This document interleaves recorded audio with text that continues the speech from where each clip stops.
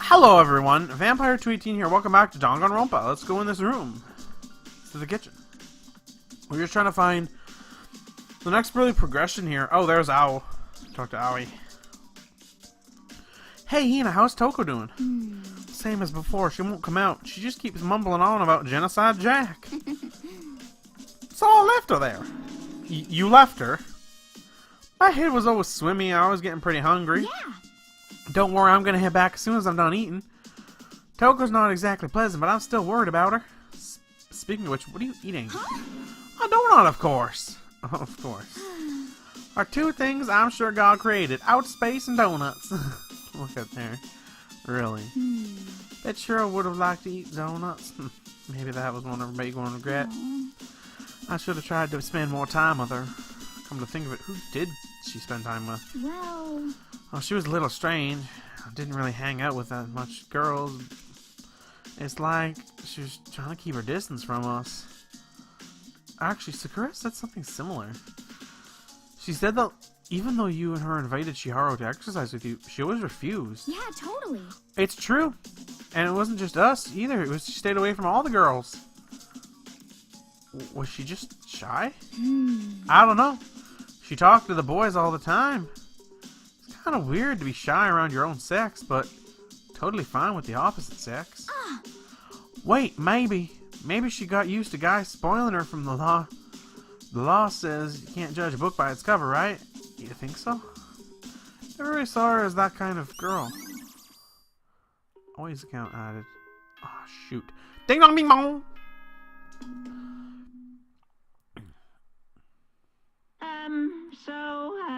I'm getting tired of waiting. Shall we just plunge right in?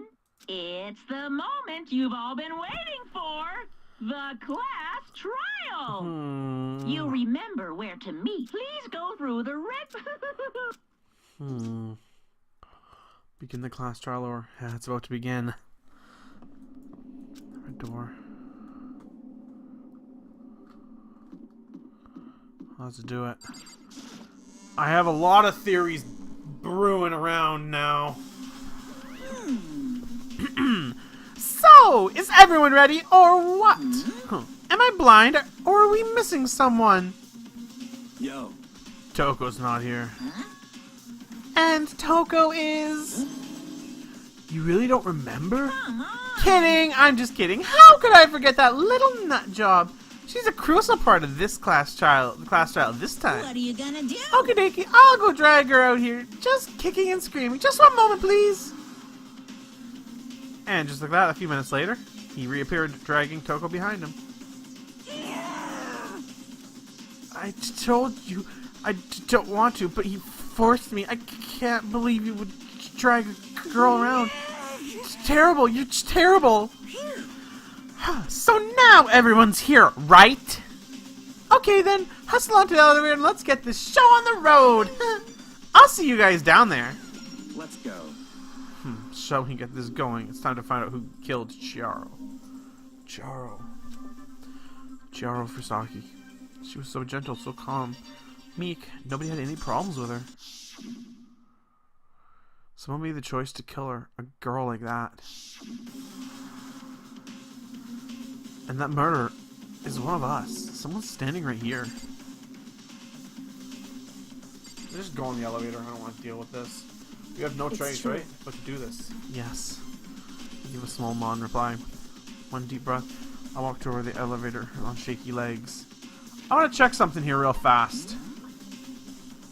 Also, I want to save here. Before anything else. But I have a theory. Maybe Chiharu's a guy. A lot of theories for this one, guys.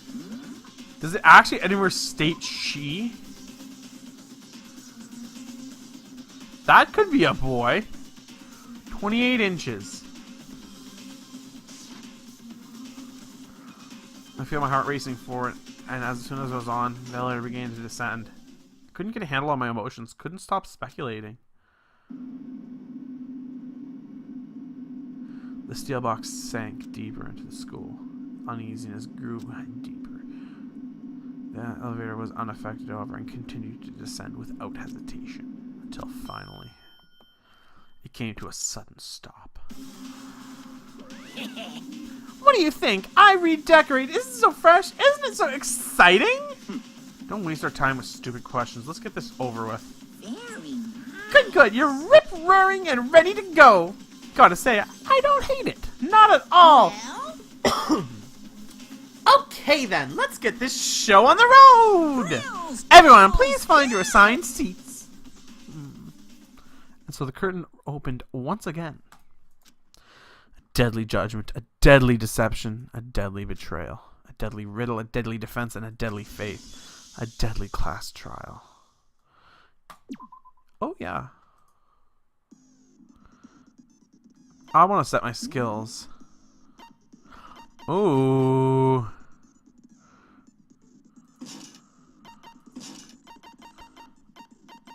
Oh.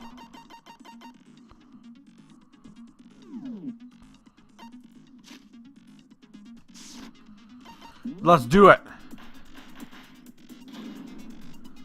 This isn't gonna be easy mode this time. Let's begin with a basic explanation of the class trial. So, your votes will determine the results. Okay. If you can figure out who done it, then only they will receive punishment. But if you pick the wrong one, then I'll punish everyone besides the blackened, and the one that deceived everyone else will graduate. Okay, then. So, first off, let's talk about the murder weapon. First, we have to make it clear what was used to deliver the fatal blow.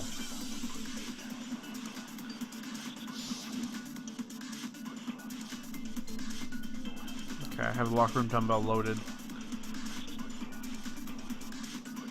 Chihiro's fatal injury. It appears it was a head wound. That's pretty correct. According to the Monokuma file, the killer used a blunt instrument. But what kind of blunt instrument could it have been? I bet it was an iron pipe. Interesting. Missed.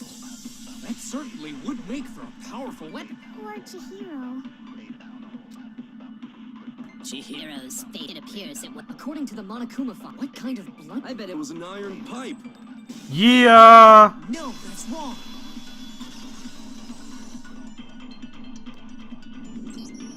Can we agree that the object that dealt the fatal blow was the dumbbell, found at the scene of the crime? It was covered in blood, guys. It was covered in blood, and there was nothing else at the scene that could have caused that kind of injury. And the wound on the victim's head is consistent with the shape of the dumbbell. As far as I'm concerned, there's no mistake and no room for doubt on this one. You looked at her head wound? Yay! That's so creepy! If you don't mind, I will proceed from here. Let's move on to discussion of the culprit. Okay. Although, I believe the criminal behind this heinous act is already quite clear. What? For real? Chihiro's killer is the fiendish serial killer, Genocide Jack. Genocide Jack, the fiendish serial killer. Did he really call Chihiro? A new element has been added to the non-stop debates. Would you like to hear more about it? Well, I mean, duh. For this debate, lines of white noise will appear to disrupt your reactions. Your truth bullets will disappear if they hit these lines. So think of them as obstacles in your debate. There's a way to keep this white noise from getting in your way. Press the right mouse button to attach a silencer, which you can use to shoot down the white noise. However, if you shoot an actual mark with your silencer instead of white noise, the time limit will decrease, so be careful what you aim at. Oh, and if your action difficulty is set to gentle, the white noise won't appear at all. So, okay.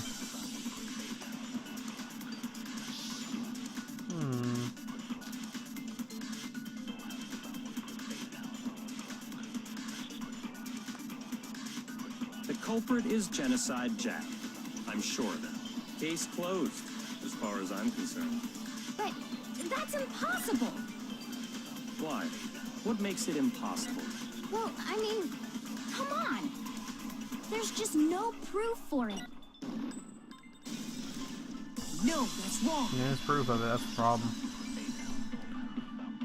I don't know if the case file proves it. I might know one reason he could be involved. Yeah. What? I found this file while I was looking around the archives. Except in the I don't library. have it. I guess it's some kind of confidential file the police put together about the Genocide Jack case. Except that Biyaka stole it from me. What? That's kind of weird as shit, isn't it? What was something like that doing in the library?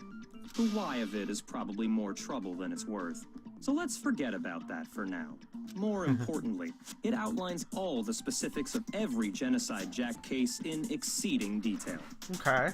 According to the file, there appear to be 2 defining characteristics in every Genocide Jack case. Okay.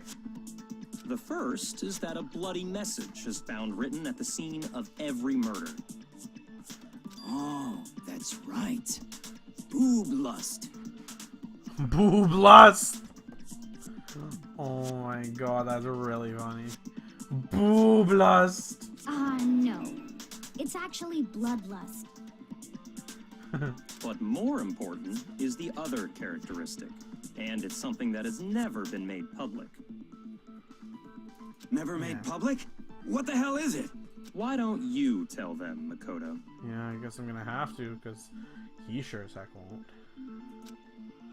The other characteristic that Jenna's cast would let you know, if I'm not mistaken, it has to do with the positioning of how the victim was I positioned. got it! Apparently, in every Genocide Jack case, the killer suspends the body in a certain way. Okay. Other than the killer, the only people who know about this are the higher-ups in the police department. But I don't think it was the same as the problem. However, Chihiro was most definitely suspended in the same way. I don't think so. So, how did the culprit know about this when only high-level police officials were aware of it? There's only one logical answer I can think of.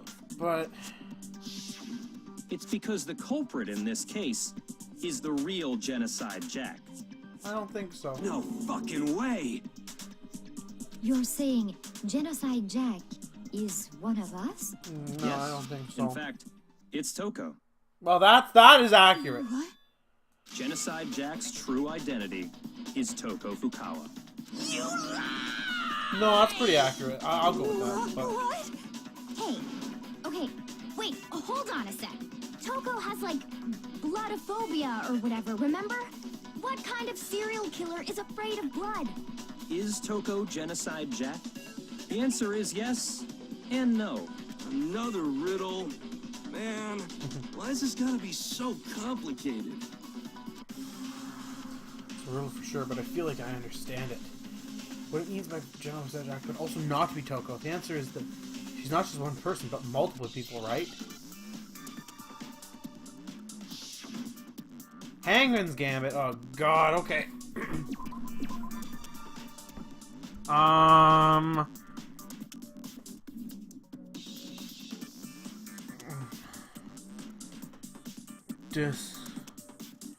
Split multiple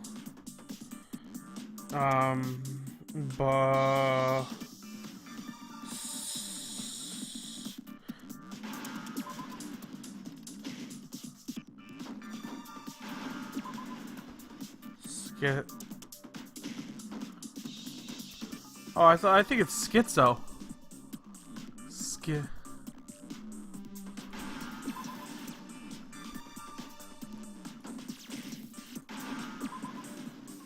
Schizo. Now I understand. It's because she has schizophrenia. Is it because Genocide Jack has a split personality? Nah. I think I read that somewhere in the file, too. They thought that the suspect might have... what did they Dissociative call it? identity disorder. Dissociative identity disorder. Oh, okay. But still, to go and say that about Miss Fukawa is... Perfectly acceptable. Because it's also accurate, so. Toko's strange behavior after seeing the body is proof enough that she has a split personality. I mean, not exactly, but after the way she behaved in the room, yeah. The one thing that shows Toko has split personality has to do with her behavior. The one thing that shows could have a split person. Her behavior changed. I got it! It did. You're talking about how she started acting totally different than usual, right? Yeah. That's right. Think 'Cause back. She fainted when she saw Chihiro's corpse, and then when she... I'm fine. I'm fine. Yeah. So. Whoa, is that a dead body? Hey, are you dead? Yeah. She must have hit her head real hard when she fainted. The world has a front and a back. Top inning and a bottom. See truth, weapon lies. Yeah, we already seen that though. She was acting funny, that's for sure. That melancholy tone of hers completely disappeared. Don't go assigning adjectives to my tone without permission. Not to mention, once she regained consciousness and saw Chihiro's body again, she was utterly calm. In other words, within her is one personality that can't handle blood, and one that obviously can. So when Toko trapped herself in her room, it's because she was scared of Genocide Jack? Yeah.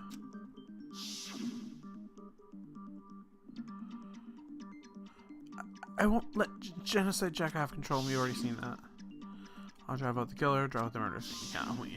The reason she locked herself in her room wasn't to keep other people from getting in. It was to keep her other personality from getting out. What? Toko was afraid. Afraid of the murderous fiend inside of her. Of killing even more people. Okay. That's pretty accurate. How? Yeah. How can you know all this? I do believe you misunderstood her. What she's trying to say isn't, how can you know all this? No. What she wants to know is, how could you tell them? Huh? Last night, just before Monokuma gave his motive speech, Toko and I had a strange conversation. She told me a most interesting story.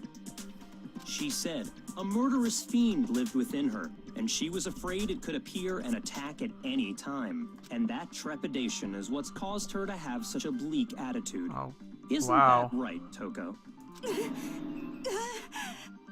This is all a lie. You said you wouldn't tell anyone. What? You promised. I can't believe you lied. Oh, You have Toko. only yourself to blame. You came to me with your tragic little story. I didn't ask you to. I think it's Byakuya. This is the real world, not some romantic fantasy fairy tale. Besides, you broke You said that as long as you were here, no matter what, you wouldn't let Genocide Jack kill anyone. But in spite of that promise... Oh my god. I couldn't keep her promise. That's what she meant. You said if I kept my promise, you would go out with me. Oh my god, Byakuya, you're a bastard! That's the only reason I promised. How many times do I have to tell you? I never said that, but you weren't able to do it. You just couldn't resist that rush you got from killing, could you? I tried. I swear I tried to control it. But your efforts were useless. What a disappointment. I hate you. Well, the opening act is nearly finished. All that's left is to hear from the person in question directly. The person you don't mean. Toko's body suddenly lunged backwards. Huge thud across the courtroom, but in the next second. Uh-oh. Oh dear God! Hello there! Is it me you were hoping to see? That is really, really disturbing. What the heck? So you figured it out, huh? Well, whatever. What are you gonna do?